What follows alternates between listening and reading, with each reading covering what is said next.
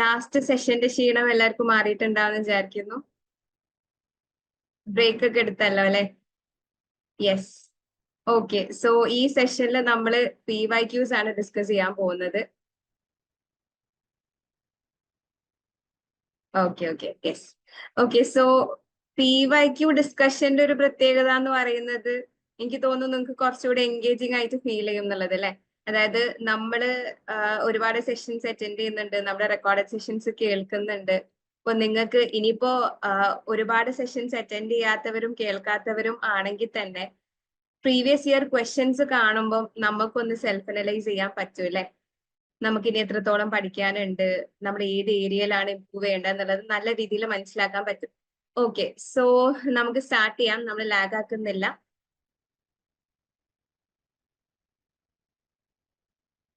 Okay, so ICTയിലെ previous year questions ആണ് നമ്മൾ ഇന്ന് ഡിസ്കസ് ചെയ്യാൻ പോകുന്നത്. ഓക്കെ, സോ സ്റ്റാർട്ട് ചെയ്യുന്നതിന് മുന്നേ തന്നെ നമ്മുടെ ICTയിൽ ഒരുപാട് ടോപ്പിക്സ് പറയുന്നുണ്ടല്ലോ അല്ലെ. സോ മിക്സ്ഡ് ആയിട്ടാണ് നമ്മൾ PYQs ഡിസ്കസ് ചെയ്യാൻ പോകുന്നത്. ഓക്കെ, സ്റ്റാർട്ട് ചെയ്യാം. ഇതാണ് നമ്മുടെ ഫസ്റ്റ് ക്വസ്റ്റ്യൻ. എല്ലാവരും ക്വസ്റ്റ്യൻ വായിക്കുക. അപ്പൊ നമ്മൾ എക്സ്പ്ലനേഷനിലേക്ക് പോകുന്നതിന് മുന്നേ നിങ്ങൾ ക്വസ്റ്റ്യൻ വായിക്കുക, ആൻസർ ചെയ്യുക കേട്ടോ. പിന്നെ നമ്മൾ ഒരുപാട് ടൈം എടുത്തിട്ട് ഒരു ക്വസ്റ്റ്യൻ എക്സ്പ്ലെയിൻ ചെയ്യുന്നില്ല, നമുക്ക് മാക്സിമം ക്വസ്റ്റ്യൻസ് കവർ ചെയ്യണം.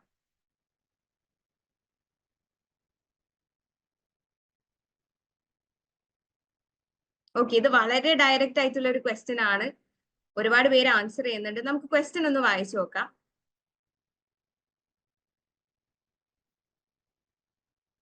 ഓക്കെ, സോ നമ്മുടെ കഴിഞ്ഞ എക്സാമിൽ ചോദിച്ചിട്ടുള്ള ക്വസ്റ്റ്യൻ ആണ്. അപ്പൊ ഇന്നത്തെ സെഷനോട് കൂടിയിട്ട് നിങ്ങൾക്ക് ഏകദേശം ഒരു പാറ്റേണും മനസ്സിലാവും എങ്ങനെയാണ് ഇപ്പൊ ICTയിൽ ചോദ്യങ്ങൾ ചോദിച്ചു വരുന്നത് എന്നുള്ളത്. നമ്മുടെ ഫസ്റ്റ് ക്വസ്റ്റ്യൻ നോക്കാം. Jatin's smart phone has a SIM card installed but Amit's tablet is without a SIM card. Jatin എന്ന് പറയുന്ന ആളുടെ സ്മാർട്ട് ഫോണിൽ സിം കാർഡ് ഇൻസ്റ്റാൾഡ് ആണ്, പക്ഷെ അമിത്തിന്റെ ടാബ്ലറ്റിൽ സിം കാർഡ് ഇല്ല. Amit would like to access the internet using Jatin's smartphone network connection. Which of the following could be used to connect the tablet device to the internet? നമ്മൾ സാധാരണ ചെയ്യുന്ന കാര്യം ഒരു question രൂപത്തിലാക്കി മാറ്റുന്നേ ഉള്ളൂ അല്ലെ. യെസ്, ഒരുപാട് correct answers വന്നിട്ടുണ്ട്. Option C is the right answer. ഒരു ഡൗട്ടും ഇല്ല, ഞാൻ ടൈം കളയുന്നില്ല. ഓപ്ഷൻ സി ആണ് റൈറ്റ് ആൻസർ. ഇതില് നമ്മൾ നോട്ട് ചെയ്യേണ്ട കാര്യം എന്ന് വെച്ചാൽ ടെതറിംഗ് എന്ന് പറയുന്നത് ഏത് കമ്പ്യൂട്ടർ നെറ്റ്വർക്കിൽ വരുന്നതാണ് എന്നുള്ളത് ആർക്കെങ്കിലും പറയാൻ പറ്റുമോ? ടെതറിംഗ് എന്ന് പറയുന്നത്, ടെതറിംഗ് ആണ് നമ്മുടെ കറക്റ്റ് ആൻസർ അല്ലെ. അതായത് എന്റെ കയ്യിൽ ഒരു ടാബ്ലറ്റ് ഉണ്ട്, അതിൽ സിം ഇല്ല, പക്ഷെ എന്റെ ഫ്രണ്ടിന്റെ കയ്യിൽ ഫോൺ ഉണ്ട്, സിം കാർഡ് ഉള്ള ഫോൺ ഉണ്ട്. അപ്പോ എനിക്ക് ടാബ്ലറ്റിൽ ഇന്റർനെറ്റ് ആക്സസ് ചെയ്യണമെങ്കിൽ എനിക്ക് എന്ത് ചെയ്യാം? എന്റെ ഫ്രണ്ടിന്റെ അടുത്ത് ചോദിച്ചിട്ട് അവരുടെ ഫോണിൽ നിന്ന് ടെതറിംഗ് ഓൺ ആക്കി കഴിഞ്ഞാൽ എനിക്ക് ഇന്റർനെറ്റ് ആക്സസ് ചെയ്യാൻ പറ്റും അല്ലെ. യെസ്, ടെതറിംഗ് എന്താണെന്ന് മനസ്സിലായിട്ടുണ്ടാവുമല്ലോ എല്ലാവർക്കും. അതെ, ഹോട്ട്സ്പോട്ട് ടെതറിംഗ് എന്ന് പറയും അല്ലെ. നമ്മൾ ഹോട്ട്സ്പോട്ട് ഓൺ ആക്കാറില്ലേ? ഇപ്പൊ നമ്മുടെ എക്സാമ്പിൾ ആയിട്ട് നമ്മൾ ഫോണിൽ നിന്ന് ലാപ്പിലേക്ക് ഇന്റർനെറ്റ് കണക്ഷൻ എടുക്കണമെങ്കിൽ നമ്മൾ ഫോണിലെ ഹോട്ട്സ്പോട്ട് ഓൺ ആക്കിയിട്ട് ലാപ്പിൽ യൂസ് ചെയ്യും. അത് തന്നെയാണ്. ഓക്കെ, സോ ഈ ടെതറിംഗ് എന്ന് പറയുന്നത് ഏത് കമ്പ്യൂട്ടർ നെറ്റ്വർക്ക്സിലാണ് വരുന്നത്? യെസ്, അതാണ് നമ്മൾ സാധാരണ യൂസ് ചെയ്ത് വരുന്നത്. ഈ ക്വസ്റ്റ്യൻ കാണുമ്പോൾ കുറച്ച് കോംപ്ലിക്കേറ്റഡ് ആയിട്ട് തോന്നും, അത്രേ ഉള്ളൂ അല്ലെ. ഹോട്ട്സ്പോട്ട് ആണ് ടെതറിംഗ് എന്ന് പറയുന്നത്. പാനിലാണോ ടെതറിംഗ് വരുന്നത്? ഒരാൾ പാൻ എന്ന് പറഞ്ഞിട്ടുണ്ട്. പേഴ്സണൽ ഏരിയ നെറ്റ്വർക്കിലാണോ ടെതറിംഗ് വരുന്നത്? ഒരുപാട് പേര് പാൻ പറയുന്നുണ്ട്. നമുക്ക് 4 കമ്പ്യൂട്ടർ നെറ്റ്വർക്ക്സ് ആണല്ലേ പഠിക്കാനുള്ളത്. പാൻ, ലാൻ, മാൻ, വാൻ എന്ന് പറയും. യെസ്, അതെ, മീര ലാൻ ആണ് അല്ലെ. ലോക്കൽ ഏരിയ നെറ്റ്വർക്കിൽ വരുന്ന ഒരു ഇന്റർനെറ്റ് ആക്സസ് തരുന്ന ഒരു കണക്ഷൻ ഫെസിലിറ്റി ആണ് ടെതറിംഗ് അല്ലെങ്കിൽ ഹോട്ട്സ്പോട്ട് എന്ന് പറയുന്നത്. ലോക്കൽ ഏരിയ നെറ്റ്വർക്കിൽ വരുന്നത്. പാൻ എന്ന് ഒരുപാട് പേര് പറഞ്ഞിട്ടുണ്ട്. പേഴ്സണൽ ഏരിയ നെറ്റ്വർക്ക് എന്ന് പറയുമ്പോൾ അതിൽ ബേസിക്കലി നമ്മൾ ഒരൊറ്റ ടെക്നോളജിയാണ് പഠിച്ചിട്ടുള്ളത്. ഏതായിരുന്നു പാനിൽ വരുന്ന ടെക്നോളജി? ഏതായിരുന്നു പാനിൽ വരുന്ന ടെക്നോളജി? ഏതായിരുന്നു? യെസ്, ഫാത്തിമ ഷെറിൻ, ബ്ലൂടൂത്ത് ആണ് അല്ലെ. ബ്ലൂടൂത്ത് ആണ് നമ്മൾ പാനിൽ യൂസ് ചെയ്ത് വരുന്ന ടെക്നോളജി. ബ്ലൂടൂത്ത് യൂസ് ചെയ്യാനുള്ള കാരണം, അതിന്റെ ഒരു പ്രത്യേകത എന്ന് പറയുന്നത് 1 ടൈം 1% യൂസ് ആണ് വരുന്നത്. അതായത് നമ്മുടെ ഡിവൈസിൽ ഒരു തവണ ഒരൊറ്റ ഡിവൈസ് മാത്രമേ കണക്ട് ചെയ്യുള്ളൂ. ഇപ്പൊ നമ്മൾ നമ്മുടെ ഫോണും നമ്മുടെ സ്മാർട്ട് വാച്ചുമായിട്ട് കണക്ട് ചെയ്യും. അതൊരു 1 ടൈം കണക്ഷൻ ആണ്. ഒരു സമയം 2 വാച്ചുമായിട്ട് അത് കണക്ഷൻ പോസിബിൾ ആയിരിക്കില്ല. യൂസിങ് ബ്ലൂടൂത്ത് ആണ് ആ കണക്ഷൻ വർക്ക് ചെയ്യുന്നത്. ഇപ്പൊ ബ്ലൂടൂത്ത് വഴി 1 ടൈം 1% യൂസ് ആണ് വരുന്നത്. അതെല്ലാം പേഴ്സണൽ ഏരിയ നെറ്റ്വർക്കിലാണ് വരുന്നത്. പക്ഷെ ലാൻ എന്ന് പറയുമ്പോൾ ലോക്കൽ ഏരിയ നെറ്റ്വർക്ക് ആണ്. അതായത് ഒരു ലൊക്കാലിറ്റിയിൽ അല്ലെങ്കിൽ ഒരു ഓഫീസ് സ്പേസ്, ഒരു ബിൽഡിങ്ങിന്റെ അകത്ത് നെറ്റ്വർക്ക് ഷെയർ ചെയ്യുന്ന ഒരു നെറ്റ്വർക്കിനെ നമുക്ക് ലോക്കൽ ഏരിയ നെറ്റ്വർക്ക് എന്ന് പറയാൻ പറ്റും അല്ലെ. ഇപ്പൊ ഹോട്ട്സ്പോട്ട് എന്ന് പറയുമ്പോൾ ഞാനിപ്പോ എന്റെ ഫോണിൽ ഹോട്ട്സ്പോട്ട് അല്ലെങ്കിൽ ടെതറിങ് ഓൺ ആക്കി കഴിഞ്ഞാൽ എന്റെ ഒരു ഫ്രണ്ടിന് മാത്രമല്ല അത് യൂസ് ചെയ്യാൻ പറ്റുക. നമ്മളിപ്പം നമ്മുടെ ഫോണിൽ മൂന്ന് പേർക്ക് യൂസ് ചെയ്യാനുള്ള ആക്സസിബിലിറ്റി കൊടുക്കുന്നുണ്ടെങ്കിൽ 3-4 പേർക്ക് നമ്മൾ കൊടുക്കുന്നതിനനുസരിച്ച് അത്രയും പേർക്ക് ആ ഒരു ഇന്റർനെറ്റ് ആക്സസ് കിട്ടും എന്നുള്ളതാണ് അല്ലെ. ടെതറിങ് എന്ന് പറയുന്നത് ഒരാൾക്ക് മാത്രമല്ല, മൾട്ടിപ്പിൾ യൂസേഴ്സിന് നമുക്ക് ആക്സസ് കൊടുക്കാൻ പറ്റും. ക്ലിയർ ആണല്ലോ അല്ലെ, കൂടുതലായിട്ടൊന്നും പറയണ്ടെന്ന് തോന്നുന്നു. യെസ്, ഇതില് 4 ഓപ്ഷൻസ് ആണ് തന്നിട്ടുള്ളത്. ഒന്ന് GPS, B notification, C tethering, D messaging. GPS എന്ന് പറഞ്ഞാൽ എന്താണ് അറിയോ? GPS റിലേറ്റഡ് ആയിട്ട് ക്വസ്റ്റ്യൻസ് കണ്ടിട്ടുണ്ട് കേട്ടോ കഴിഞ്ഞ ടേമിൽ. ഇതല്ലാതെ വേറെ ക്വസ്റ്റ്യനിൽ ചോദിച്ചിട്ടുണ്ട്. നമുക്ക് ഒന്ന് ICT വളരെ ഇമ്പോർട്ടന്റ് ആയിട്ട് നോട്ട് ചെയ്യേണ്ട കാര്യമാണ് എക്സ്പാൻഷൻസ് എന്ന് പറയുന്നത്. എബ്രിവിയേഷൻസ് എല്ലാം മസ്റ്റ് ആയിട്ട് നോട്ട് ചെയ്യണം. ഞാൻ നമ്മുടെ അധിക ക്ലാസ്സിലും പറയാറുണ്ട്, നിങ്ങൾ സെപ്പറേറ്റ് ആയിട്ട് ഒരു നോട്ട്ബുക്ക് തന്നെ മെയിൻറ്റെയിൻ ചെയ്യാന്നുള്ളത്. എന്തിനു വേണ്ടിയിട്ട്? എബ്രിവിയേഷൻസും എക്സ്പാൻഷൻസും നോട്ട് ചെയ്യാൻ വേണ്ടിയിട്ട്. എക്സാം ടൈമിൽ അത് എന്തായാലും ഹെൽപ്ഫുൾ ആയിരിക്കും. യെസ്, GPS ഒരുപാട് പേര് അതിന്റെ എക്സ്പാൻഷൻ പറഞ്ഞിട്ടുണ്ട്. General yes, global positioning system ആണ് അല്ലെ. ഗ്ലോബൽ പൊസിഷനിങ് സിസ്റ്റം ആണ് GPS-ന്റെ ഫുൾ ഫോം ആയിട്ട് വരുന്നത്. വളരെ ഇമ്പോർട്ടന്റ് ആണ്, നോട്ട് ചെയ്ത് വെക്കുക. എന്താണ് GPS എന്ന് പറയുന്നത്? GPS എന്ന് പറഞ്ഞു കഴിഞ്ഞാൽ ലൊക്കേഷൻ നമുക്ക് കാണിച്ചു തരുന്ന ഒരു നാവിഗേഷൻ സിസ്റ്റം ആണ് GPS അല്ലെ. നമ്മൾ ഈ പറയുന്ന ഓപ്ഷൻസിൽ പറയുന്ന കാര്യങ്ങളൊക്കെ പ്രത്യേകം നോട്ട് ചെയ്ത് വെക്കണേ. GPS എന്താണ്? ഒന്ന് അതിന്റെ എക്സ്പാൻഷൻ, ഗ്ലോബൽ പൊസിഷനിങ് സിസ്റ്റം. അത് എന്തിനു വേണ്ടിയിട്ടാണ് നമ്മൾ യൂസ് ചെയ്യുന്നത്? ലൊക്കേഷൻ കാണിക്കാൻ വേണ്ടിയിട്ടാണ്. ലൊക്കേഷൻ കാണിച്ചു തരുന്ന ഒരു നാവിഗേഷൻ സിസ്റ്റം ആണ് GPS എന്ന് പറയുന്നത്.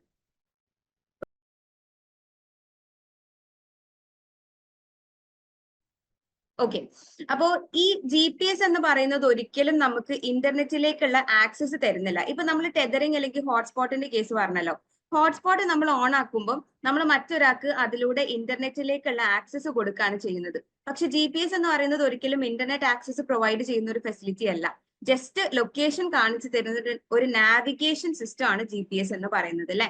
യെസ്, അതെങ്ങനെയാണ് നമുക്ക് ആ ലൊക്കേഷൻ കാണിച്ചു തരുന്നത്? By using internet connection. Internet കണക്ഷനിലൂടെ ലൊക്കേഷൻ കാണിച്ചു തരുന്ന നാവിഗേഷൻ സിസ്റ്റം ആണ് GPS എന്ന് പറയുന്നത്. അപ്പൊ അതിന്റെ ഡിഫറൻസ് ഒന്ന് മനസ്സിലാക്കി വെക്കാം.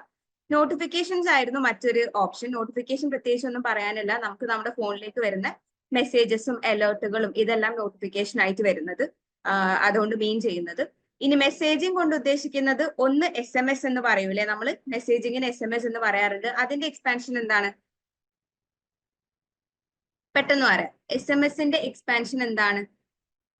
കേൾക്കാൻ പറ്റാത്ത ഇഷ്യൂ ഇല്ലല്ലോ? ഒരാൾ കേൾക്കാൻ പറ്റുന്നില്ല എന്ന് പറയുന്നുണ്ട്. ഇഷ്യൂ ഉണ്ടെങ്കിൽ എല്ലാവരും കൂടെ ഒരുമിച്ച് പറയണം. യെസ്, ഷോർട്ട് മെസ്സേജ് സർവീസ് ആണ് അല്ലെ. ഷോർട്ട് മെസ്സേജ് സർവീസ് ആണ് SMS-ന്റെ എക്സ്പാൻഷൻ. Short message service. നമുക്ക് ചില സമയം വളരെ സിമ്പിൾ ആയിട്ടുള്ള അബ്രിവേഷൻസിന്റെ എക്സ്പാൻഷൻ ചോദിക്കാറുണ്ട് കേട്ടോ. അപ്പൊ ഒന്നും വെറുതെ വിടരുത്, എല്ലാം നോട്ട് ചെയ്ത് വെച്ച് പഠിച്ചോളാം. ഓക്കെ, ഷോർട്ട് മെസ്സേജ് സർവീസ് ആണ് മെസ്സേജിങ് SMS-ന്റെ എക്സ്പാൻഷൻ ആയിട്ട് വരുന്നത്. അത്രയേ ഉള്ളൂ ഈ ഒരു ക്വസ്റ്റ്യനിൽ നമുക്ക് പറയാനുള്ളത്. അടുത്ത ക്വസ്റ്റ്യൻ നോക്കാം.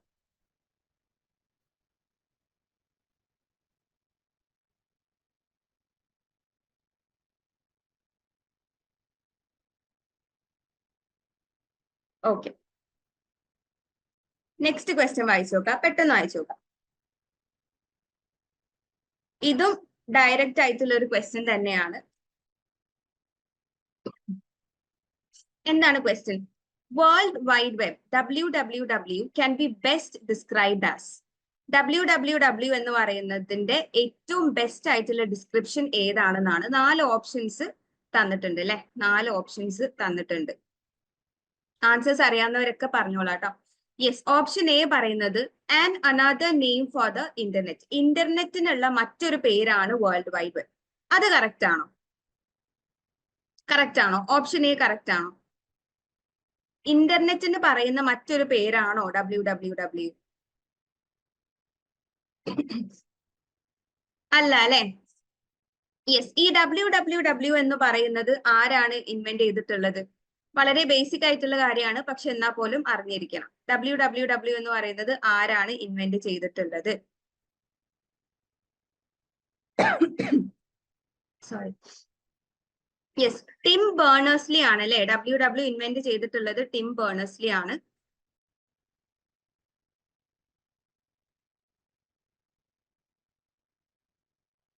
ടിം ബേണേഴ്സ്ലി ആണ് WW ഇൻവെന്റ് ചെയ്തിട്ടുള്ളത്. 1989 WW വന്നിട്ടുള്ളത്. ഓക്കെ, രണ്ടും നോട്ട് ചെയ്തോളാം. 1989 WW വന്നിട്ടുള്ളത്. യെസ്, ഇനി എന്താണ് WWW എന്നുള്ളത് ജസ്റ്റ് വളരെ സിമ്പിൾ ആയിട്ട് പറയുകയാണെങ്കിൽ, നമ്മള് ഇന്റർനെറ്റ് യൂസ് ചെയ്തിട്ടാണ് ഇപ്പൊ നിങ്ങളിപ്പോ സിസ്റ്റം യൂസ് ചെയ്തുകൊണ്ടിരിക്കുകയെന്ന് വിചാരിക്കാം. നമ്മളിപ്പം ഇന്റർനെറ്റ് കണക്ഷൻ അതിൽ ഉണ്ട് എന്ന് വിചാരിക്കാം. അങ്ങനെയാണെങ്കിൽ നമ്മൾ സിസ്റ്റം യൂസ് ചെയ്യുന്ന സമയത്ത് നമ്മൾ ഗൂഗിൾ ഓപ്പൺ ചെയ്യും, എന്നിട്ട് അതിൽ സെർച്ച് ചെയ്യും.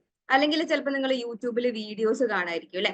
ഇതെല്ലാം ചെയ്യുന്നത് WWW ആണ് എന്നുള്ളത് മനസ്സിലാക്കാം. അതായത് ഇന്റർനെറ്റ് യൂസ് ചെയ്തുകൊണ്ടുള്ള ഒരു സർവീസ് ആണ് WW എന്ന് പറയുന്നത്. ഒരു സർവീസ് ഫെസിലിറ്റി ആണ് WWW. ഓക്കെ, ഇന്റർനെറ്റിന് സമം അല്ല. ഇന്റർനെറ്റ് ഫെസിലിറ്റി യൂസ് ചെയ്തുകൊണ്ട് വർക്ക് ചെയ്യുന്ന ഒരു സർവീസ് ആണ് WW എന്ന് പറയുന്നത്. WW ഉള്ളത് കൊണ്ടാണ് നമ്മൾ എന്ത് ചെയ്യുന്നത്, നമ്മളിപ്പോ ഗൂഗിളിൽ സെർച്ച് ചെയ്യുന്നതും നമ്മൾ യൂട്യൂബിൽ വീഡിയോസ് കാണുന്നതൊക്കെ ഇത് ത്രൂ ആണ് എന്നുള്ളതാണ്. ഓക്കെ, അപ്പൊ ബാക്കി തന്നിട്ടുള്ള ഓപ്ഷൻസ് എന്താണ് പറയുന്നത്?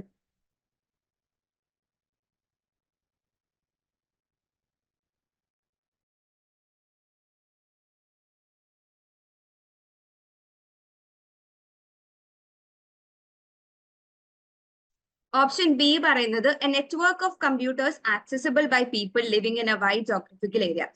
നമ്മൾ പറഞ്ഞൂലേ ഇന്റർനെറ്റിന്റെ മറ്റൊരു പേരല്ല, ഇത് റോങ് ആണ്. കാരണം ഇന്റർനെറ്റ് അല്ല, ഇന്റർനെറ്റ് ത്രൂ നമ്മൾ ആക്സസ് ചെയ്യുന്ന ഒരു സർവീസ് ആണ് WW എന്ന് പറഞ്ഞു. അപ്പൊ ഫസ്റ്റ് വൺ റോങ് ആണ്. Second one, a network of computers accessible by people living in a wide geographical area. ഒരു വൈഡ് ആയിട്ടുള്ള ജോഗ്രഫിക്കൽ ഏരിയയിൽ ഒരുപാട് പേര് ചേർന്നിട്ട് ആക്സസ് ചെയ്യുന്ന നെറ്റ്വർക്ക് ഓഫ് കമ്പ്യൂട്ടേഴ്സിനെ ആണോ നമ്മൾ WW എന്ന് പറയുന്നത്? ആണോ? അല്ല. യെസ്, അല്ല, ഒരു സംശയവും അല്ല അല്ലെ. അടുത്ത നോക്കാം. A system of interlinked hypertext documents access through the internet. ഇതാണ് WWWയുടെ കറക്റ്റ് ഡെഫിനിഷൻ എന്ന് പറയുന്നത്. ഇതുകൊണ്ട് ഉദ്ദേശിക്കുന്നത് എന്താണ്? A system of interlinked hypertext documents. Interlinked ആയിട്ടുള്ള ഡോക്യുമെന്റ്സിന്റെ ഒരു സിസ്റ്റം ആണ് WW.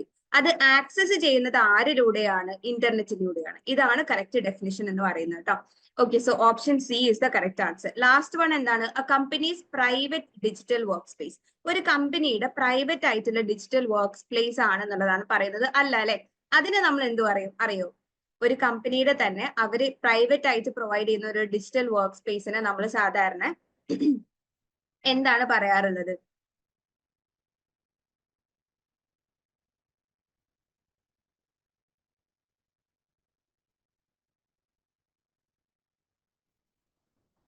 Yes, very good Muhammad Asif. Intranet ആണ് അല്ലെ. ഇൻട്രാനെറ്റ് എന്നാണ് നമ്മൾ അതിനെ പറയാറുള്ളത്. ഓക്കെ, ഇൻട്രാനെറ്റ് എന്നാണ്. ഈ കമ്പ്യൂട്ടർ നെറ്റ്വർക്സിനെ പറ്റിയിട്ട് ഡീറ്റെയിൽ ആയിട്ട് നമ്മൾ നെക്സ്റ്റ് സെഷനിൽ പഠിക്കും കേട്ടോ.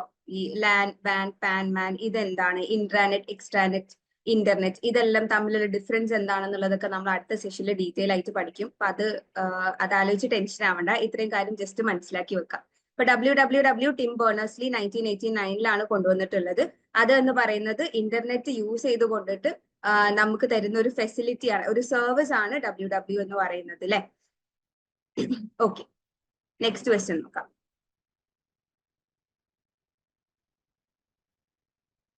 അടുത്ത ക്വസ്റ്റ്യൻ വായിച്ചു നോക്കാം.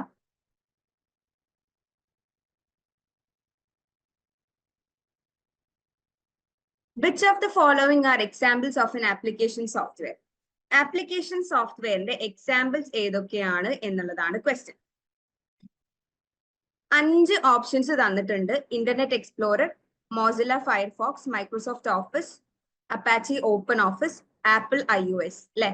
5 ഓപ്ഷൻസ് തന്നിട്ടുണ്ട്. ഇതിൽ ഏതെല്ലാമാണ് ആപ്ലിക്കേഷൻ സോഫ്റ്റ്വെയർസ്? നമ്മൾ ഓൾറെഡി 2 തരം സോഫ്റ്റ്വെയർസ് പഠിച്ചിട്ടുണ്ട്.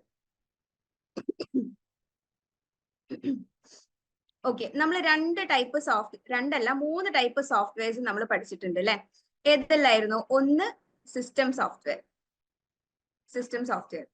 മറ്റൊന്ന് ആപ്ലിക്കേഷൻ സോഫ്റ്റ്വെയർ, മൂന്നാമത്തത് യൂട്ടിലിറ്റി സോഫ്റ്റ്വെയർ. ഈ സിസ്റ്റം സോഫ്റ്റ്വെയർ എന്ന് പറയുന്നത് ഒരു കമ്പ്യൂട്ടറിന്റെ കോർ ആയിട്ടുള്ള സോഫ്റ്റ്വെയർ ആണ്. അതായത് കമ്പ്യൂട്ടറിന് ഒരു ടാസ്ക് ചെയ്യണമെങ്കിൽ ഇൻസ്ട്രക്ഷൻസ് വേണം. അതിന് സ്വന്തമായിട്ട് അതിന്റെ കയ്യിലൊന്നുമില്ല. നമ്മൾ ഫീഡ് ചെയ്ത് വെച്ചിട്ടുള്ള ഇൻസ്ട്രക്ഷൻസിന്റെ ബേസിസിലാണ് കമ്പ്യൂട്ടർ വർക്ക് ചെയ്യുന്നത്. അപ്പൊ ആ ഇൻസ്ട്രക്ഷൻസ് കൊടുക്കുന്നതും അതിന്റെ കംപ്ലീറ്റ് ഡാറ്റ ഫ്ലോ മാനേജ് ചെയ്യുന്നതും സിസ്റ്റം സോഫ്റ്റ്വെയർ ആണ്. സിസ്റ്റം സോഫ്റ്റ്വെയർ ഇല്ലെങ്കിൽ കമ്പ്യൂട്ടർ വർക്ക് ചെയ്യില്ല എന്ന് തന്നെ നമുക്ക് പറയാൻ പറ്റും. ഇനി ആപ്ലിക്കേഷൻ സോഫ്റ്റ്വെയർ ആണെങ്കിലോ, ആപ്ലിക്കേഷൻ സോഫ്റ്റ്വെയർ എന്താണ്? ആപ്ലിക്കേഷൻ സോഫ്റ്റ്വെയർ എന്ന് പറയുന്നത് യൂസേഴ്സിന്റെ സ്പെസിഫിക് ആയിട്ടുള്ള ടാസ്കുകൾ മീറ്റ് ചെയ്യാൻ വേണ്ടിയിട്ട് യൂസ് ചെയ്യുന്ന സോഫ്റ്റ്വെയർസ് ആണ് ആപ്ലിക്കേഷൻ സോഫ്റ്റ്വെയർ. സിമ്പിൾ ആയിട്ട് പറയുകയാണെങ്കിൽ നമ്മുടെ ആപ്പുകൾ അല്ലെ, നമ്മൾ പാട്ട് കേൾക്കാൻ വേണ്ടിയിട്ട് സ്പോട്ടിഫൈ യൂസ് ചെയ്യുന്നു, നമ്മൾ വീഡിയോസ് കാണാൻ വേണ്ടിയിട്ട് യൂട്യൂബ് യൂസ് ചെയ്യുന്നു, യൂട്യൂബും സ്പോട്ടിഫൈ ഇതെല്ലാം, ഇൻസ്റ്റഗ്രാം, വാട്സ്ആപ്പ് ഇതെല്ലാം ആപ്ലിക്കേഷൻ സോഫ്റ്റ്വെയർസ് ആണ്. ഇനി അടുത്തത് യൂട്ടിലിറ്റി സോഫ്റ്റ്വെയർ എന്ന് പറയും അല്ലെ. യൂട്ടിലിറ്റി സോഫ്റ്റ്വെയർ എന്ന് പറഞ്ഞാൽ സിസ്റ്റം മെയിൻ്റനൻസുമായിട്ട് റിലേറ്റ് ചെയ്തിട്ടുള്ള സോഫ്റ്റ്വെയർ ആണ്. അതായത് നമ്മുടെ സിസ്റ്റം പ്രോപ്പർലി വർക്കിംഗ് ആണോ, അതിന്റെ സെക്യൂരിറ്റി കാര്യങ്ങളൊക്കെ സെറ്റ് ആണോ, ഓക്കെ ആണോ, ബാക്കപ്പ് ഒക്കെ വർക്ക് ചെയ്യുന്നുണ്ടോ, അങ്ങനെയുള്ള കാര്യങ്ങൾ നോക്കുന്ന ആളാണ് യൂട്ടിലിറ്റി സോഫ്റ്റ്വെയർ എന്ന് പറയുന്നത്. അപ്പൊ ഇത്രയായിരുന്നു നമ്മുടെ ക്ലാസിഫിക്കേഷൻസ്. അപ്പൊ ഈ തന്നതിൽ ഏതെല്ലാമാണ് ആപ്ലിക്കേഷൻ സോഫ്റ്റ്വെയർ എന്നുള്ളതാണ് ക്വസ്റ്റ്യൻ. ഒരുപാട് പേര് ആൻസർ ചെയ്തിട്ടുണ്ട്. Option B, C. ഓക്കെ, നമുക്ക് നോക്കാം. ഇന്റർനെറ്റ് എക്സ്പ്ലോറർ എന്ന് പറയുന്നത് ഒരു ആപ്ലിക്കേഷൻ സോഫ്റ്റ്വെയർ അല്ലേ? ആണല്ലേ. നമ്മൾ സെർച്ച് ചെയ്യാൻ വേണ്ടി യൂസ് ചെയ്യുന്ന ഒരു ബ്രൗസർ ആണ്, ഒരു ആപ്ലിക്കേഷൻ സോഫ്റ്റ്വെയർ ആണ്. അതേപോലെ തന്നെ മോസില്ല ഫയർഫോക്സ് എന്ന് പറയുന്നതും ഒരു ആപ്ലിക്കേഷൻ സോഫ്റ്റ്വെയർ ആണ്. മൈക്രോസോഫ്റ്റ് ഓഫീസ് എന്ന് പറയുന്നത് ഒരു ആപ്ലിക്കേഷൻ സോഫ്റ്റ്വെയർ ആണ്. അപ്പാച്ചി ഓപ്പൺ ഓഫീസ് എന്ന് പറയുന്നത് ആപ്ലിക്കേഷൻ സോഫ്റ്റ്വെയർ ആണോ? ആണല്ലേ, യെസ്. ആപ്പിൾ iOS എന്താണ്? ആപ്പിളിന്റെ iOS എന്താണ്? ആപ്ലിക്കേഷൻ സോഫ്റ്റ്വെയർ ആണോ, സിസ്റ്റം സോഫ്റ്റ്വെയർ ആണോ? യെസ്, സിസ്റ്റം സോഫ്റ്റ്വെയർ ആണ് അല്ലെ. അത് ഓപ്പറേറ്റിംഗ് സിസ്റ്റം ആണ്. ആപ്പിളിന്റെ iOS എന്ന് പറയുന്നത് ഓപ്പറേറ്റിംഗ് സിസ്റ്റം ആണ്. ഈ ഓപ്പറേറ്റിംഗ് സിസ്റ്റം ആര് അണ്ടറിൽ വരുന്നതാണ്? സിസ്റ്റം സോഫ്റ്റ്വെയറിന്റെ അണ്ടറിൽ വരുന്നതാണ്. സോ ഇതിൽ വരില്ല. ABCD is the correct answer. Option B is the right answer.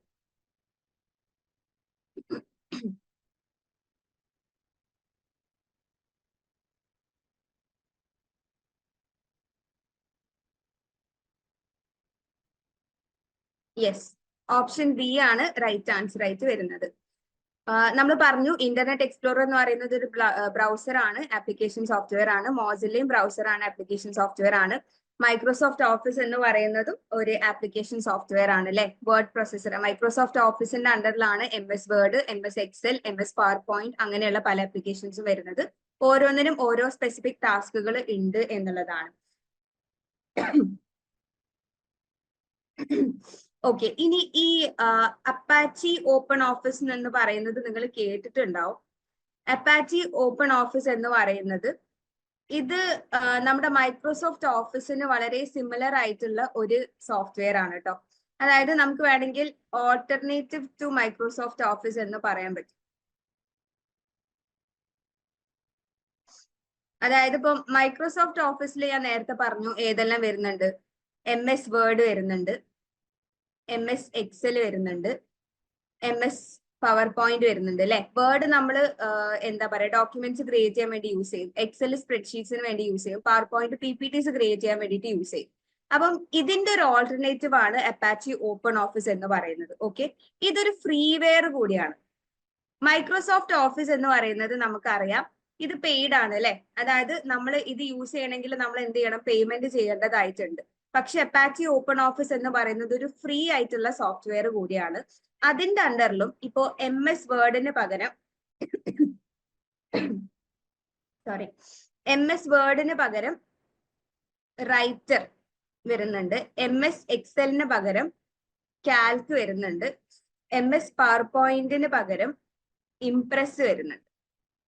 Okay, ഇതെല്ലാം അപ്പാച്ചി ഓപ്പൺ ഓഫീസിന്റെ അണ്ടറിൽ വരുന്നതാണ് കേട്ടോ. റൈറ്റർ എന്ന് പറയുന്നത് നമ്മൾ MS വേർഡ് യൂസ് ചെയ്യുന്ന പോലെ തന്നെ ഡോക്യുമെന്റ്സ് ക്രിയേറ്റ് ചെയ്യാനും, കാൽക്ക് എന്ന് പറയുന്നത് എക്സലിന്റെ പോലെ തന്നെ സ്പ്രെഡ്ഷീറ്റ്സ് ക്രിയേറ്റ് ചെയ്യാനും, ഇംപ്രസ് എന്ന് പറയുന്നത് PPTs ക്രിയേറ്റ് ചെയ്യുന്ന പോലെ തന്നെയുള്ള അതിന് വേണ്ടിയിട്ടുള്ള ടൂളാണ് എന്നുള്ളതുമാണ്.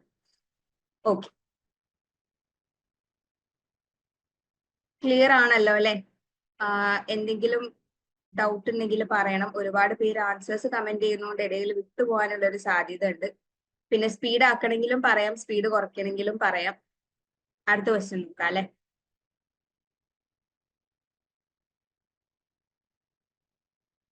ഓക്കെ, ഇതൊരു മാച്ച് ദ ഫോളോയിങ് ആണ്, പെട്ടെന്ന് വായിച്ചു നോക്കാം.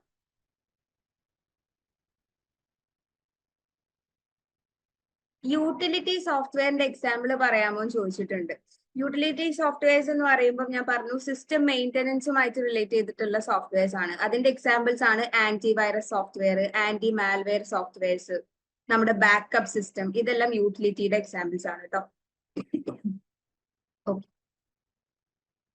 രണ്ട് ലിസ്റ്റ് തന്നിട്ടുണ്ട്. ലിസ്റ്റ് 1 മാൽവെയർസിന്റെ ടേംസും ലിസ്റ്റ് 2 അതിന്റെ ഡെഫിനിഷനും ആണ്.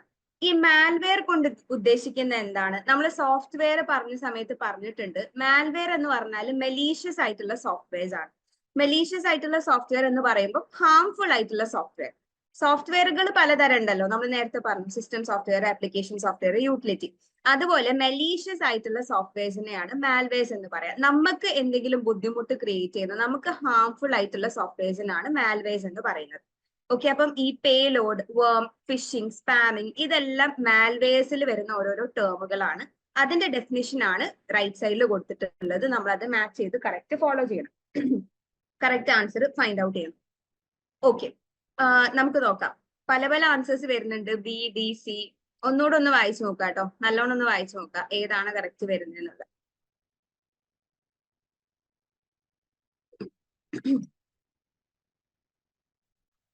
ഓക്കെ, ഡെഫിനിഷൻസ് നമുക്ക് ആദ്യം നോക്കാം അല്ലെ. A program that can replicate itself and travels over network.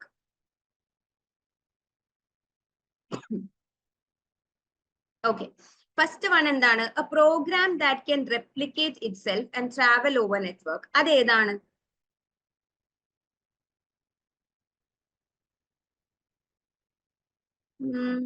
Numbering correct അല്ല എന്നുള്ളൊരു പ്രശ്നമുണ്ട് അല്ലേ ഇവിടെ.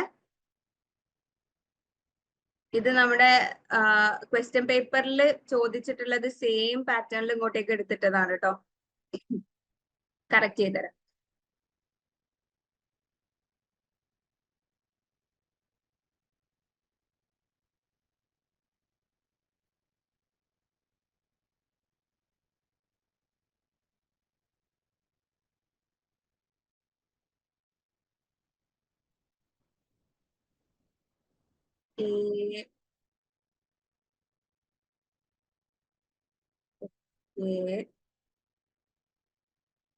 ഓക്കെ, ഇനി ഒന്ന് നോക്കാം. ഇത് 1, 2, 3, 4 ഓർഡറിൽ തന്നെ ആട്ടോ വരുന്നത്. ഇപ്പൊ ഏതാണ് ആൻസർ വരുന്നത്? അപ്പൊ ബി ആണെന്ന് പറയുന്നുണ്ട്. ഓക്കെ, നമുക്ക് നോക്കാം. A program that can replicate itself and travels over network. അതെന്ന് പറഞ്ഞാല് സ്വന്തമായിട്ട് റെപ്ലിക്കേറ്റ് ചെയ്ത് നെറ്റ്വർക്കിലൂടെ ട്രാവൽ ചെയ്യുന്ന മാൽവെയർ ഏതാണ് എന്നുള്ളതാണ് ചോദ്യം. വേം ആണല്ലേ, ഒരു സംശയമില്ല, വേം ആണ്. ഫസ്റ്റ് വൺ ഏതാ വരുന്നത്? വേം ആണ്. വേമിന്റെ പ്രത്യേകത എന്താ? വേമിന് ആരെയും ആവശ്യമില്ല, അതായത് ആരെയും കാത്തു നിൽക്കേണ്ട ആവശ്യമില്ല. ഈ വേം എന്ന് പറയുന്ന മാൽവെയർ ഞാനിപ്പോ ഒരു ലാപ്ടോപ്പ് ആണ് യൂസ് ചെയ്യുന്നതെങ്കിൽ അതിന്റെ അകത്ത് കയറി കൂടിയാൽ അത് സ്വന്തമായിട്ട് ഇങ്ങനെ ഡെവലപ്പ് ചെയ്ത്, അതായത് റെപ്ലിക്കേറ്റ് ചെയ്ത് മൾട്ടിപ്ലൈ ചെയ്ത് ഇങ്ങനെ എല്ലാ ഡിവൈസസിലേക്കും സ്പ്രെഡ് ആവുന്ന ഒരു തരം മാൽവെയർ ആണ് വേം എന്ന് പറയുന്നത്. ഓക്കെ, രണ്ടാമത്തത് scam in which perpetrator sends an official looking email message that attempts to obtain personal or financial information.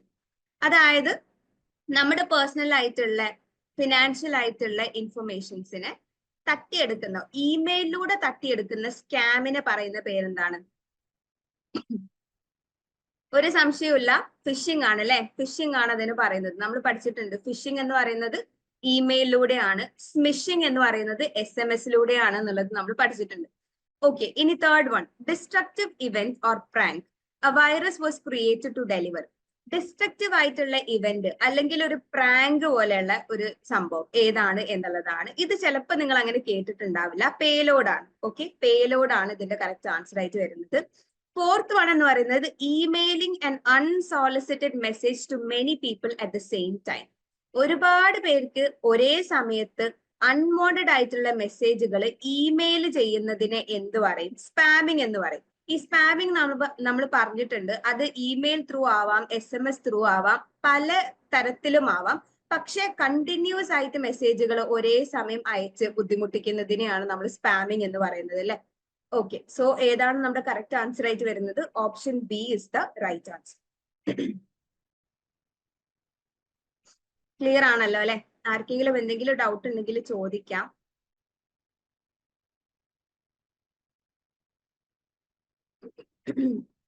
Okay, ഇവിടെ ഒന്ന് നോക്കാം, ജസ്റ്റ് ഒന്ന് എക്സ്പ്ലെയിൻ ചെയ്യാം. പേലോഡ് ഒരുപാട് പേര് എന്താണെന്ന് ചോദിക്കുന്നുണ്ട്. Payload refers to the part of the malware that performs a malicious activity like deleting files or stealing data. ഈ പേലോഡിന്റെ പേലോഡ് എന്ന് പറയുന്നത് ഒരു മാൽവെയർ ആണ് കേട്ടോ. നമുക്ക് ഹാം കോസ് ചെയ്യുന്ന ഒരു സോഫ്റ്റ്വെയർ ആണ്. അപ്പൊ അത് ചെയ്യുന്നത് എന്താന്ന് വെച്ചാൽ ഫയലുകൾ ഡിലീറ്റ് ചെയ്യുക, ഡാറ്റ സ്റ്റീൽ ചെയ്യുക എന്നിങ്ങനെയുള്ള കാര്യങ്ങളാണ് ഈ ഒരു പേലോഡിന്റെ ആക്ടിവിറ്റി എന്ന് പറയുന്നത്. ഫയലുകൾ ഡിലീറ്റ് ചെയ്യുക, ഡാറ്റ സ്റ്റീൽ ചെയ്യുക എന്നുള്ള കാര്യങ്ങളാണ് ചെയ്യുന്നത്. അതാണ് ഡിസ്ട്രക്റ്റീവ് ഇവന്റിലൂടെ ഉദ്ദേശിച്ചിട്ടുള്ളത്.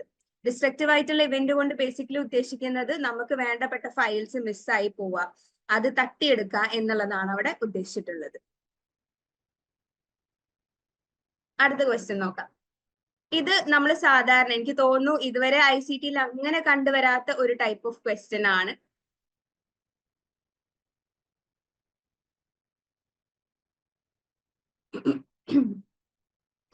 ഡാറ്റ സ്റ്റീൽ ചെയ്യുകയും തിരിച്ചു കിട്ടാൻ പേയ്മെന്റ് ചോദിക്കുകയും ചെയ്യുന്നതിന് എന്താ പറയാ? ഒരാള് നമ്മുടെ ഇമ്പോർട്ടന്റ് ആയിട്ടുള്ള ഡാറ്റ തട്ടിയെടുത്തു, എന്നിട്ട് അത് നമുക്ക് തിരിച്ചു ഓക്കെ, നമുക്ക് തിരിച്ചു തരണമെങ്കിൽ പൈസ ചോദിക്കും. അതിനെന്താ പറയാ? യെസ്, ഹാക്കിംഗ് ഒക്കെ അതിൽ വരുന്നതാ അല്ലെ? ഹാക്കിംഗ് ചെയ്തിട്ട് ബ്ലാക്ക് മെയിൽ ചെയ്യുക എന്നുള്ളൊരു സംഭവം സൈബർ സെക്യൂരിറ്റിയുടെ അകത്ത് വരുന്ന കാര്യങ്ങളാണത്. Ransomware. ഓക്കെ, ഈ ക്വസ്റ്റ്യൻ ഒന്ന് എല്ലാവരും വായിച്ചു നോക്കാം. നമുക്ക് മാക്സിമം ക്വസ്റ്റ്യൻസ് കവർ ചെയ്യാനുണ്ട് കേട്ടോ. ഞാൻ കുറച്ച് ഫാസ്റ്റ് ആയിട്ട് പോകുന്നത്.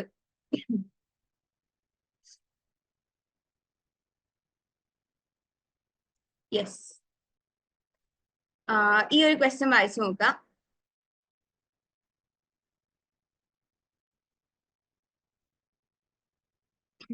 ഇതിലൊരു പാരഗ്രാഫ് തന്നിട്ടുണ്ട് അല്ലെ? അതിൽ ഫിൽ ഇൻ ദ ബ്ലാങ്ക്സ് ആണ്. The unit used to measure the size of a font is called. നമ്മുടെ ഫോണ്ട് സൈസ് ഉണ്ടല്ലോ, നമ്മളിപ്പോ ഡോക്യുമെന്റ്സിലൊക്കെ അല്ലെങ്കിൽ ഞാനിപ്പോ ഈ PPT-യിൽ നിങ്ങൾ കാണുന്ന പോലെ തന്നെ ആ ഫോണ്ട് സൈസ് മെഷർ ചെയ്യാൻ വേണ്ടി യൂസ് ചെയ്യുന്ന യൂണിറ്റിന് എന്താണ് പറയാ? അതാണ് ആദ്യത്തെ ക്വസ്റ്റ്യൻ.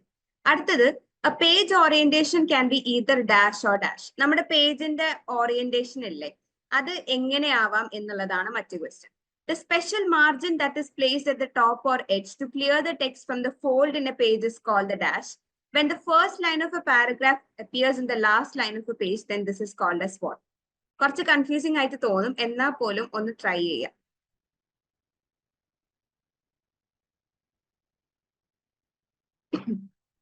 ഓപ്ഷൻ എ എന്ന് ഒരുപാട് പേര് പറയുന്നുണ്ട്.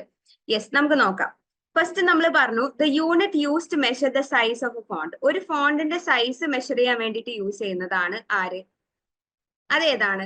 പോയിന്റ് എന്ന് പറയൂ അല്ലെ? പോയിന്റ് ആണ് ഇവിടെ വരുന്നത്. പോയിന്റ് ആണ് ആ ഒരു മെഷറിനെ പറയാം. അതായത് നമ്മുടെ ഫോണ്ട് സൈസിനെ മെഷർ ചെയ്യാൻ വേണ്ടിയിട്ട് യൂസ് ചെയ്യുന്ന ആ ഒരു യൂണിറ്റ് ഓഫ് മെഷർമെന്റിനെ പറയുന്നതാണ് പോയിന്റ്. അടുത്തത്, ഒരു പേജിന്റെ ഓറിയന്റേഷൻ എന്ന് പറയുന്നത് ഏതാവാം? പോർട്രേറ്റ് ആവാം, ലാൻഡ്സ്കേപ്പ് ആവാം അല്ലെ? സാധാരണ നമ്മളിപ്പോ PDF ഒക്കെ ആക്കി കൺവേർട്ട് ചെയ്യുന്ന സമയത്ത് ഇപ്പൊ വേർഡിലൊക്കെ ആണെങ്കിൽ ചോദിക്കാറുണ്ട് പോർട്രേറ്റ് വേണോ ലാൻഡ്സ്കേപ്പ് വേണോ എന്നുള്ളത്. ഇതാണ് പോർട്രേറ്റ്, ഇതാണ് ലാൻഡ്സ്കേപ്പ് അല്ലെ? ഒരു പേജിന്റെ രണ്ട് ഓറിയന്റേഷൻ എന്ന് പറയുന്നത് പോർട്രേറ്റും ലാൻഡ്സ്കേപ്പും ആണ്. അടുത്തത്, the special margin that is placed at the top or edge to clear the text from the fold in a page is called. അതെന്താ ഉദ്ദേശിക്കുന്നതെന്ന് വെച്ചാൽ, ഇനിയിപ്പോ സപ്പോസ് ഒരു ബുക്ക് ആണെന്ന് വിചാരിക്കുക, അല്ലെങ്കിൽ രണ്ട് പേപ്പർ ആണെന്ന് വിചാരിക്കുക. ഓക്കെ, നിങ്ങൾക്ക് മനസ്സിലാവുന്നുണ്ടോ? ഇതൊരു ബുക്ക് ആണെന്ന് വിചാരിക്കട്ടോ. അപ്പൊ ഈ ബുക്കിന്റെ രണ്ട് പേജിന്റെ മിഡിലിൽ വരുന്ന ഫോൾഡ് ഉണ്ടല്ലോ, നമ്മൾ ബുക്ക് ഫോൾഡ് ചെയ്യുന്ന ആ ഒരു പോർഷൻ ഇല്ലേ, ഈ ഫോൾഡിൽ ടെക്സ്റ്റ് വരാതിരിക്കാൻ വേണ്ടിയിട്ട് ഒരു ഗ്യാപ്പ് ഇടും അല്ലെ? നമ്മളിപ്പം ഇത് ലെഫ്റ്റിലെ പേജ് ആണ്, ഇവിടെ ഇതുവരെ ആയിരിക്കും നമ്മുടെ ടെക്സ്റ്റ് ഉള്ളത്. ഇനിയിപ്പോ റൈറ്റിലെ പേജിലാണെങ്കിൽ ഈ സൈഡ് ഈ മാർജിൻ മുതലായിരിക്കും നമ്മുടെ ടെക്സ്റ്റ് വരുന്നത്. അപ്പൊ ആ ഫോൾഡില് ടെക്സ്റ്റ് വരാതെ ആ ഒരു ഗ്യാപ്പ് ഉണ്ടല്ലോ, അതിനാണ് ഉദ്ദേശിക്കുന്നത്. അതിനാണ് നമ്മൾ ഗട്ടർ എന്ന് പറയുന്നത്. ഓക്കെ, ഗട്ടർ എന്ന് പറയുന്നത്. when the first line of a paragraph appears in the last line of a page. അതായത് നമ്മളിപ്പോ ഇങ്ങനെ 2 പേജിൽ ടെക്സ്റ്റ് ചെയ്തുകൊണ്ടിരിക്കുകയാണ്. ഇതാണ് നമ്മുടെ ഫസ്റ്റ് പേജ്, ഇതാണ് നമ്മുടെ സെക്കൻഡ് പേജ്. അപ്പൊ ഒരു പുതിയ ഒരു പാരഗ്രാഫ് നമ്മൾ ഇങ്ങനെ എഴുതി.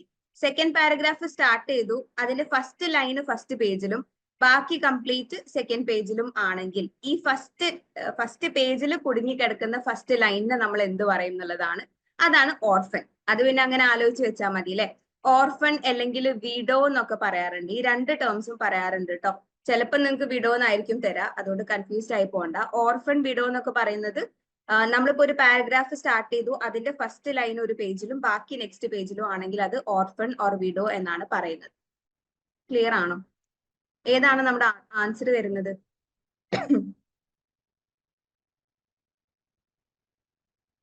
Yes, option A is the correct answer.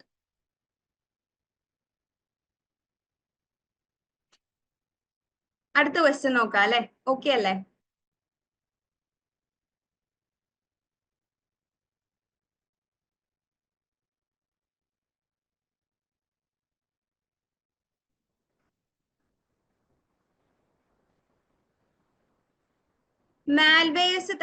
മാൽവേഴ്സിനെ പറ്റിയിട്ട് ഡീറ്റെയിൽ ആയിട്ട് നമ്മൾ വരുന്ന സെഷനിൽ ഡിസ്കസ് ചെയ്യൂ കേട്ടോ.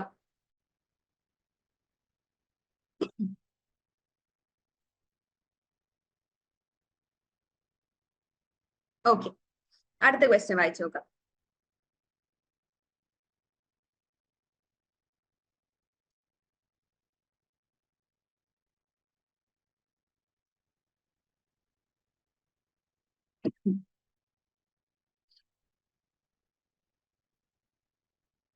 ICTയുടെ PYQ ഡിസ്കഷൻ സെഷൻ ഇനിയും ഉണ്ടാവും കേട്ടോ.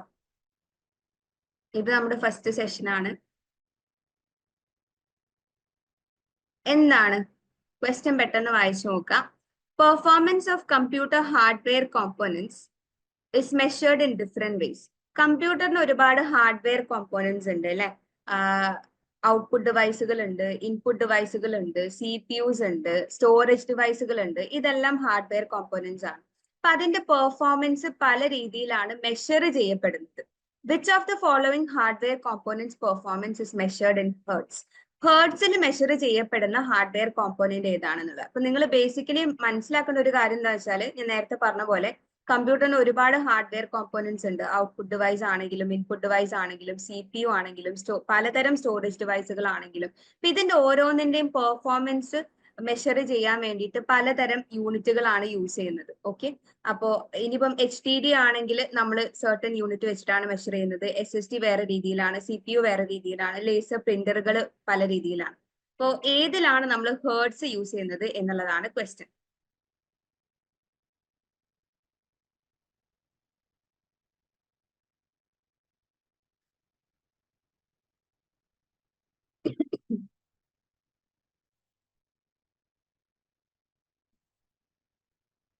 Yes, very good. CPU-ലാണ് അല്ലെ. CPU-ലാണ് നമ്മൾ ഹേർട്സ് യൂസ് ചെയ്യുന്നത്. Option C is the correct answer. Option C ആണ് കറക്റ്റ് ആൻസർ ആയിട്ട് വരുന്നത്.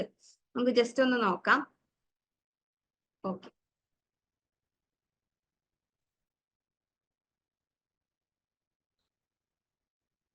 യെസ്. CPU എന്ന് പറയുന്നത് ഹേർട്സിലാണ് മെഷർ ചെയ്യുന്നത്. CPU എന്ന് പറയുന്നത് ഹേർട്സിലാണ്. അതിൽ ബാക്കി കുറച്ച് ഓപ്ഷൻസും കൂടെ തന്നിട്ടുണ്ടായിരുന്നു, അതൊന്ന് പ്രത്യേകം നോട്ട് ചെയ്ത് വെക്കാം. CPU ഹേർട്സിലാണ് മെഷർ ചെയ്യുന്നത്. അതായത് it indicates the number of cycles it can perform per second. ഓരോ സെക്കൻഡിലും CPU-ന് എത്ര സൈക്കിൾ പെർഫോം ചെയ്യാൻ പറ്റും എന്ന് ഇൻഡിക്കേറ്റ് ചെയ്യുന്ന ഒരു യൂണിറ്റ് ആണ് ഹേർട്സ് എന്ന് പറയുന്നത്. ഓക്കെ, CPU-യുടെ പെർഫോമൻസ് ഇൻഡിക്കേറ്റർ ആണ് ഹേർട്സ്. HZ എന്നുള്ളതാണ് അതിന്റെ യൂണിറ്റ് ആയിട്ട് വരുന്നത്. നോട്ട് ചെയ്യാം. ഇനി അടുത്തത് HDD SSD എന്നുള്ളത് ഓപ്ഷനിൽ തന്നിട്ടുണ്ടായിരുന്നു. HDD-യുടെ കേസ് ആണെങ്കിൽ HDD ഹാർഡ് ഡിസ്ക് ഡ്രൈവ് അല്ലെ, ഇത് നമ്മൾ RPM-ലും MB-ലും മെഷർ ചെയ്യാറുണ്ട്. MB നിങ്ങൾക്ക് അറിയാലോ, MB മെഗാബൈറ്റ് ആണ്. RPM എന്ന് പറയുന്നത് റെവല്യൂഷൻസ് പെർ മിനിറ്റ് ആണ് കേട്ടോ. അതിന്റെ എക്സ്പാൻഷൻ നോട്ട് ചെയ്ത് വെക്കുക. RPM എന്ന് പറയുന്നത് റെവല്യൂഷൻസ് പെർ മിനിറ്റ് ആണ്. കാരണം എന്താണ്, HDDയുടെ ഫിസിക്കൽ സ്ട്രക്ചർ ഓർമ്മ ഉണ്ടാവുന്ന വിചാരിക്കുന്നു. ഒരു CD പോലുള്ള ഒരു എലമെന്റ് ഉണ്ടായിരിക്കും അല്ലെ, അതിങ്ങനെ റൊട്ടേറ്റ് ചെയ്യും. അതിങ്ങനെ റൊട്ടേറ്റ് ചെയ്യുമ്പോഴാണ് അവിടെ ഡാറ്റ സ്റ്റോറേജ് നടക്കുന്നത്. അപ്പം ആ റെവല്യൂഷൻസ് പെർ മിനിറ്റ് RPM വഴി അതിന്റെ പെർഫോമൻസ് നോക്കാറുണ്ട്. അതേപോലെ തന്നെ MB യൂസ് ചെയ്തിട്ടും അത് മെഷർ ചെയ്യാറുണ്ട്. ഇനി SSD ആണെങ്കിലോ, SSD ആണെങ്കിൽ GB, TB, MB ഇതിലെല്ലാം മെഷർ ചെയ്യാറുണ്ട് കേട്ടോ. നോർമലി GB-യിലാണ് വരുന്നത്, കാരണം അതിന്റെ സ്റ്റോറേജ് കപ്പാസിറ്റി HDD-നെക്കാളും കുറച്ചുകൂടെ കൂടുതലാണ്. GB, TB-യിലൊക്കെയാണ് നമ്മൾ മെഷർ ചെയ്യാറുള്ളത്. ഇനി പ്രിന്റേഴ്സ് ആണെങ്കിൽ, ലേസർ പ്രിന്റേഴ്സ് ആണ് നമുക്ക് 4th ഓപ്ഷനിൽ ഉണ്ടായിരുന്നത്. അത് PPM-ലാണ് മെഷർ ചെയ്യാറുള്ളത്. പേജസ് പെർ മിനിറ്റ് എന്ന് പറയും. ഓക്കെ, അപ്പൊ 4 കാര്യങ്ങളാണ് നമുക്ക് കിട്ടിയിട്ടുള്ളത്. CPU ഹേർട്സിലാണ് മെഷർ ചെയ്യുന്നത്. HDD ഏതിലാണ്, RPM-ലും MB-ലും. RPM എന്ന് പറയുന്നത് റെവല്യൂഷൻസ് പെർ മിനിറ്റും, SSD GB-ലും TB-ലും ആണ്. പ്രിന്റേഴ്സ്, ലേസർ പ്രിന്റേഴ്സ് PPM-ലാണ്, pages per minute. Okay,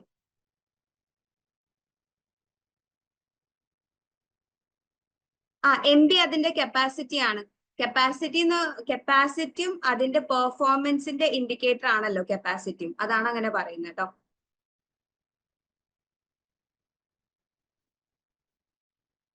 okay, അടുത്ത ക്വസ്റ്റ്യൻ നോക്കാം.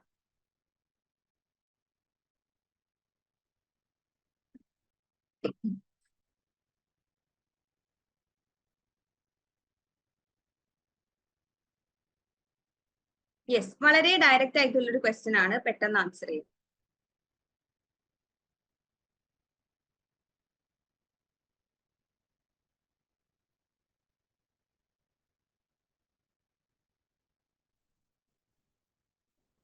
Okay, which of the following is the correct order of computer networks from largest to smallest? Direct question ആണല്ലേ. ഏറ്റവും വലുതെന്ന് ചെറുതിലേക്കുള്ള ഓർഡർ ഏതാണെന്നുള്ളതാണ്. കുറെ പേര് കൺഫ്യൂഷൻ ആവുന്നുണ്ട് തോന്നുന്നു. ADC ഒക്കെ ആൻസർ ആയിട്ട് വരുന്നുണ്ട്. യെസ്, നമുക്കറിയാം നമ്മുടെ ഏറ്റവും സ്മോളസ്റ്റ് ആയിട്ടുള്ള നെറ്റ്വർക്ക് ഏതാണ്? ഏറ്റവും സ്മോളസ്റ്റ് ആയിട്ടുള്ള നെറ്റ്വർക്ക് ഏതാണ്? പാൻ ആണ് അല്ലെ. പാൻ എന്ന് പറയുന്നത് പേഴ്സണൽ ഏരിയ നെറ്റ്വർക്ക് ആണ്. പേഴ്സണൽ ഏരിയ നെറ്റ്വർക്ക് ആണ് ഏറ്റവും സ്മോളസ്റ്റ് ആയിട്ടുള്ള നെറ്റ്വർക്ക്. അത് കഴിഞ്ഞ് വരുന്നതാണ് local area network. Local area network എന്ന് പറയുമ്പോൾ ഒരു ബിൽഡിങ്ങില്, ഇപ്പൊ പേഴ്സണൽ ഏരിയ നെറ്റ്വർക്കിന്റെ ഒരു കാര്യം എന്ന് പറയുന്നത് ഞാൻ നേരത്തെ പറഞ്ഞിരുന്നു, 1 time 1 person യൂസ് ആണ് വരുന്നത്. അതായത് നമ്മൾ നമ്മുടെ ഫോണിൽ ബ്ലൂടൂത്ത് ഓൺ ആക്കും, എന്നിട്ട് നമ്മുടെ ഹെഡ്സെറ്റുമായിട്ട് കണക്ട് ചെയ്യും, അല്ലെങ്കിൽ നമ്മുടെ സ്മാർട്ട് വാച്ചുമായിട്ട് കണക്ട് ചെയ്യും. അപ്പം ഒരു തവണ ഒരൊറ്റ ഡിവൈസുമായിട്ട് അതിന്റെ കണക്ഷൻ പോസിബിൾ ആവും. നമ്മൾ പേഴ്സണൽ യൂസിന് വേണ്ടിയിട്ട് യൂസ് ചെയ്യുന്ന നെറ്റ്വർക്ക് ആണ് പാൻ എന്ന് പറയുന്നത്, പേഴ്സണൽ ഏരിയ നെറ്റ്വർക്ക്. അടുത്തത് ലോക്കൽ ഏരിയ നെറ്റ്വർക്ക് എന്ന് പറയുമ്പോൾ ഒരു ബിൽഡിംഗ്, അല്ലെങ്കിൽ അതായത് ഇപ്പൊ ഒരു നമ്മളെ വീട്ടില്, അല്ലെങ്കിൽ ഒരു ഒഫീഷ്യൽ സ്പേസിൽ, ഒരു സ്കൂളിൽ, അങ്ങനെ ആ ഒരു കംപ്ലീറ്റ് ബിൽഡിംഗിൽ നെറ്റ്വർക്ക് ഷെയർ ചെയ്യാൻ പറ്റുന്ന തരത്തിലുള്ള നെറ്റ്വർക്ക് ആണ് ലോക്കൽ ഏരിയ നെറ്റ്വർക്ക് എന്ന് പറയുന്നത്. നമ്മൾ ടെതറിംഗ് ഹോട്ട്സ്പോട്ട് ഒക്കെ പറഞ്ഞു അല്ലെ, മൾട്ടിപ്പിൾ ഡിവൈസുകൾ തമ്മിൽ ഒരു സിസ്റ്റത്തിലേക്ക് കണക്ട് ചെയ്യാൻ പറ്റുമെന്നുള്ളത്. പിന്നെ മാൻ ആണ് metropolitan area network. Metropolitan area network എന്ന് പറയുമ്പോൾ സിറ്റീസ് തമ്മിൽ കണക്ട് ചെയ്യുന്ന നെറ്റ്വർക്ക് ആണ് മാൻ എന്ന് പറയുന്നത്. വാൻ എന്ന് പറയുമ്പോൾ wide area network. Wide area network എന്ന് പറയുമ്പോൾ ബേസിക്കലി നമ്മുടെ ഇന്റർനെറ്റ് ഒക്കെ വാനിലാണല്ലോ വരാം. ഇന്റർനാഷണൽ കണക്ഷൻസ് വരെ പോസിബിൾ ആയിട്ടുള്ള നെറ്റ്വർക്ക് ആണ് വൈഡ് ഏരിയ നെറ്റ്വർക്ക്. അപ്പൊ ഏതാണ്? Option A is the correct answer അല്ലെ. ലാർജസ്റ്റ് സ്മോളസ്റ്റ് ആണ് പറഞ്ഞിട്ടുള്ളത്. ഫസ്റ്റ് വൺ വാൻ ആണ്, പിന്നെ മാൻ, ലാൻ, പാൻ. ഓക്കെ,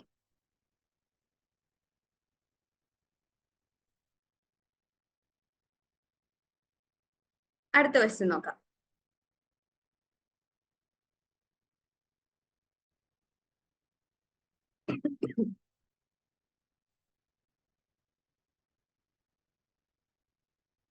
യെസ്, എടുത്തത് സ്മോളസ്റ്റ് ആയി പോയില്ലേ, അതൊക്കെ പ്രത്യേകം ശ്രദ്ധിക്കണം കേട്ടോ. നമ്മൾ ക്വസ്റ്റ്യനിൽ ചോദിക്കുമ്പോൾ ചിലപ്പോ സ്മോളസ്റ്റ് ടു ലാർജസ്റ്റ് ആയിരിക്കും, ലാർജസ്റ്റ് ടു സ്മോളസ്റ്റ് ആവും. അതേപോലെ ascending to descending, descending to ascending, അങ്ങനത്തെ കാര്യങ്ങളൊക്കെ പ്രത്യേകം ഒന്ന് ശ്രദ്ധിക്കണം.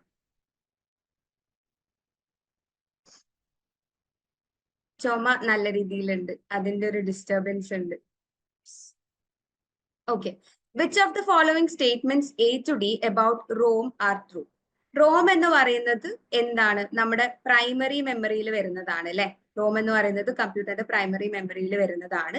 അതിനെ പറ്റിയിട്ടുള്ള 4 സ്റ്റേറ്റ്മെന്റ്സ് തന്നിട്ടുണ്ട്. ഏതെല്ലാമാണ് കറക്റ്റ് ആൻസർ എന്നുള്ളതാണ് ക്വസ്റ്റ്യൻ.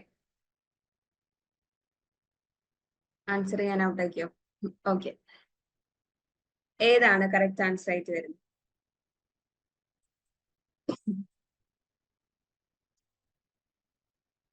ഓക്കെ, നമുക്ക് വായിച്ചു നോക്കാം. First one, the data stored in ROM is temporary. റോമിൽ സ്റ്റോർ ചെയ്തിട്ടുള്ള ഡാറ്റ ടെമ്പററി ആണ് എന്നാണ് പറയുന്നത്. ആണോ? റോമിൽ സ്റ്റോർ ചെയ്തിട്ടുള്ള ഡാറ്റ ടെമ്പററി ആണോ? അല്ല അല്ലെ. റോമിൽ സ്റ്റോർ ചെയ്തിട്ടുള്ളത് പെർമനന്റ് ഡാറ്റയാണ്. പെർമനന്റ് ഡാറ്റ ആണ്. ടെമ്പററി ആയിട്ട് സ്റ്റോർ ചെയ്യുന്ന ഡാറ്റ ഏതാണ്? സോറി, സ്റ്റോറേജ് ഏതാണ്? റാം ആണ് അല്ലെ. റാമിലാണ് ടെമ്പററി ആയിട്ട് സ്റ്റോറേജ് നടക്കുന്നത്. നമ്മൾ പഠിച്ചിട്ടുണ്ട് volatile and non volatile memory എന്ന് പറയുന്നത്. വോളറ്റൈൽ എന്ന് പറയുമ്പോൾ പവർ ഓഫ് ആയി കഴിഞ്ഞാൽ ആ മെമ്മറി നഷ്ടപ്പെടും. ആ വോളറ്റൈൽ മെമ്മറിയിൽ വരുന്നതാണ് റാം എന്ന് പറയുന്നത്. നോൺ വോളറ്റൈൽ എന്ന് പറയുമ്പോൾ പവർ ഓഫ് ആയി കഴിഞ്ഞാലും എന്തായാലും ഡാറ്റ അവിടെ കംപ്ലീറ്റ്ലി പെർമനന്റ്ലി സ്റ്റോർഡ് ആയിരിക്കും. അതിൽ വരുന്നതാണ് ROM. So first one wrong ആണ്. Second one, it is also known as firmware. അത് കറക്റ്റ് ആണോ? റോമിനെ ഫേംവെയർ എന്ന് പറയാറുണ്ടോ? ഫേംവെയർ എന്ന് പറയുന്ന ടേം കേട്ടിട്ടുണ്ടോ? എന്താണ് ഫേംവെയർ കൊണ്ട് ഉദ്ദേശിക്കുന്നത്? എന്താണ് ഫേംവെയർ കൊണ്ട് ഉദ്ദേശിക്കുന്നത്? ഫേംവെയർ എന്ന് പറയുന്നത് ഫേം ആയിട്ടുള്ള ഒരു സോഫ്റ്റ്വെയർ ആണ് അല്ലെ. അങ്ങനെ മനസ്സിലാക്കുക. അതായത് വളരെ ഫേം ആയിട്ടുള്ള ഒരു സോഫ്റ്റ്വെയർ ആണ്. അതായത് yes, very good Meera, permanent ആയിട്ടുള്ള സോഫ്റ്റ്വെയറിനെയാണ് നമ്മൾ ഫേംവെയർ എന്ന് പറയുന്നത് കേട്ടോ. ഇതിന്റെ മീനിങ് എന്ന് പറയുന്നത് ബേസിക്കലി പെർമനന്റ് സോഫ്റ്റ്വെയർ എന്നുള്ളതാണ് ഉദ്ദേശിക്കുന്നത്. അതായത് ടെമ്പററി ആയിട്ടുള്ള സ്റ്റോറേജ് അല്ല, പെർമനന്റ് ആയിട്ട് ഡാറ്റ സ്റ്റോർഡ് ആയിരിക്കും എന്നുള്ളതാണ് അവിടെ മീൻ ചെയ്യുന്നത്. സോ റോം എന്ന് പറയുന്നത് ഒരു ഫേംവെയർ ആണ് അല്ലെ, ഒരു പെർമനന്റ് ആയിട്ടുള്ള സോഫ്റ്റ്വെയർ ആണ്. അത് കറക്റ്റ് ആണ്. ഇനി അടുത്തത്, the contents don't change even if it is red many times. നമ്മൾ ഒരുപാട് തവണ റീഡ് ചെയ്താലും കണ്ടന്റിൽ മാറ്റം ഒന്നും ഉണ്ടാവില്ല. ഉണ്ടാവോ? ചേഞ്ച് ഉണ്ടാവോ? ഉണ്ടാവില്ല. ട്രൂ ആണ് അല്ലെ. കാരണം ഇത് റീഡ് ഓൺലി മെമ്മറി ആണ്. നമ്മൾ പഠിച്ചിട്ടുണ്ട്. യെസ്, ഇത് റീഡ് ഓൺലി മെമ്മറി ആണ്. ഇതിൽ ഓവർ റൈറ്റിംഗ്, അതായത് എഡിറ്റിംഗ് ഒന്നും പോസിബിൾ അല്ല. ആ പേര് പറയുന്ന പോലെ തന്നെ നമുക്ക് റീഡ് ചെയ്യാനേ പറ്റുള്ളൂ, എഡിറ്റിംഗ് ഒന്നും പോസിബിൾ അല്ല. അതുകൊണ്ട് കണ്ടന്റിൽ മാറ്റം ഒന്നും ഉണ്ടാവില്ല, നമുക്ക് എത്ര വേണമെങ്കിലും വായിക്കാം എന്നുള്ളൊരു മീനിങ് ആണ് അവിടെ വരുന്നത്. ഇത് റൈറ്റ് ആണ്. ഇനി ഓപ്ഷൻ ഡി എന്താണ്? EEPROM is a type of ROM that can be erased by exposing it to UV rays. EEPROM എന്ന് പറയുന്നത് റോമിന്റെ ഒരു ടൈപ്പ് ആണ്, നമുക്കറിയാം അല്ലെ. റോമിന് എത്ര ടൈപ്സ് ഉണ്ട്? നമ്മൾ എത്ര ടൈപ്സ് പഠിച്ചിട്ടുണ്ട്? Yes, good. 3 ടൈപ്പ് പഠിച്ചിട്ടുണ്ട് അല്ലെ. PROM, EEPROM, EEPROM. 3 basic types ആണ് നമ്മൾ പഠിച്ചിട്ടുള്ളത്. അപ്പൊ EEPROM എന്ന് പറയുന്നത് റോമിന്റെ ഒരു ടൈപ്പ് ആണ്. അതിൽ നമ്മൾ ഡാറ്റ ഇറേസ് ചെയ്യുന്നത് UV ലൈറ്റ് യൂസ് ചെയ്തിട്ടാണോ? UV ലൈറ്റ് യൂസ് ചെയ്തിട്ടാണോ? അത് കറക്റ്റ് ആണോ? യെസ്, കറക്റ്റ് ആണ് അല്ലെ. UV ലൈറ്റ് യൂസ് ചെയ്തിട്ടാണ് നമ്മൾ EEPROMൽ ഡാറ്റ ഇറേസ് ചെയ്യുന്നത്. ഇവിടെ നമ്മൾ പഠിച്ചിട്ടുണ്ട് റോമിന് 3 ടൈപ്സ് ഉണ്ട്. പ്രോം എന്ന് പറയുന്നത് പ്രോഗ്രാമബിൾ റീഡ് ഓൺലി മെമ്മറി ആണ്. ഇതിന്റെ പ്രത്യേകത എന്ന് പറയുന്നത്, നമ്മൾ പറഞ്ഞു റോമിൽ റീഡ് ഓൺലി മെമ്മറി ആണ്, എഡിറ്റിംഗ് ഒന്നും പോസിബിൾ അല്ല എന്നുള്ളത്. പക്ഷെ പ്രോമിലേക്ക് വരുന്ന സമയത്ത് നമുക്കത് റീപ്രോഗ്രാം ചെയ്യാൻ പറ്റും എന്നുള്ളൊരു സ്പെഷ്യാലിറ്റി ഈ പ്രോമിനുണ്ട്. ഇനി EEPROM ആണെങ്കിൽ ഇറേസബിൾ ആയിട്ടുള്ള പ്രോഗ്രാമബിൾ റീഡ് ഓൺലി മെമ്മറി ആണ്. അതിന്റെ പ്രത്യേകത, നമ്മൾ പ്രോഗ്രാം ചെയ്ത് വെച്ചിട്ടുള്ള റോമിനെ ഇറേസ് ചെയ്യാൻ പറ്റും by using UV light. UV light use ചെയ്തിട്ട് ഇതിനെ ഇറേസ് ചെയ്യാൻ പറ്റും. ഇനി EEPROM ആണെങ്കിലോ എന്ത് യൂസ് ചെയ്തിട്ടാണ് നമ്മൾ ഇറേസ് ചെയ്യുന്നത്? Yes, very good. ഇലക്ട്രിക്കലി ആണ് ഇറേസ് ചെയ്യുന്നത് അല്ലെ. ഇലക്ട്രിക്കലി ആണ് നമ്മൾ ഇറേസ് ചെയ്യുന്നത്. ഇതാണ് അതിന്റെ ഡിഫറൻസ്. സോ ഏതാണ് നമ്മുടെ കറക്റ്റ് ആൻസർ ആയിട്ട് വരുന്നത്? B, C and D. Option A is the correct answer. Clear ആണല്ലോ അല്ലെ. അതിൽ ഫേംവെയർ എന്ന് പറയുന്ന ടേം അത്ര ഫെമിലിയർ അല്ല. ശനി മറക്കില്ലല്ലോ. പെർമനന്റ് ആയിട്ടുള്ള സോഫ്റ്റ്വെയർസിനെയാണ് നമ്മൾ ഫേംവെയർ എന്ന് പറയുന്നത്. പ്രോം ഒന്നുകൂടെ പറയണമെന്ന് പറയുന്നുണ്ട്. പ്രോം എന്ന് പറഞ്ഞാൽ പ്രോഗ്രാമബിൾ റീഡ് ഓൺലി മെമ്മറി ആണ്. അതായത് നമുക്ക് ഈ റോമിനെ ഒരു പ്രോം പ്രോഗ്രാമർ എന്ന് പറയുന്ന ഒരു സ്പെഷ്യൽ ഡിവൈസ് യൂസ് ചെയ്തിട്ട് പ്രോഗ്രാം ചെയ്തെടുക്കാൻ പറ്റും. ഓക്കെ, അതാണ് പ്രോം എന്ന് പറയുന്നത്.